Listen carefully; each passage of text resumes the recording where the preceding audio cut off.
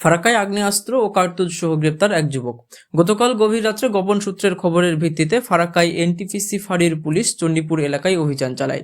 সন্দেহজনকভাবে ঘোরাফেরা করা এক যুবককে আটক করে তল্লাশি চালালে তার কাছ থেকে একটি আগ্নেয়াস্ত্র ও দুটি তাজা কার্তুজ উদ্ধার করা হয়।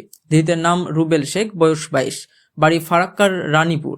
অভিযানটি পরিচালনা করে ফারাক্কা থানার আইসি সুজিত পাল ও এনটিপিসি ফাঁড়ির ভারপ্রাপ্ত আধিকারিক প্রিয়তোষ সিংহ।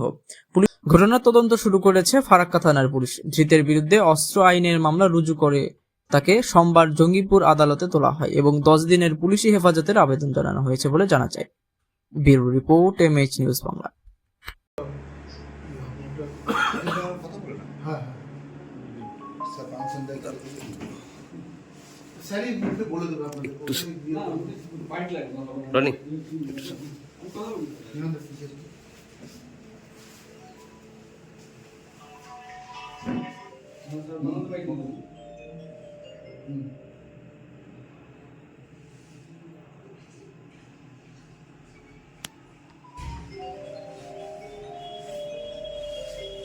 কিছু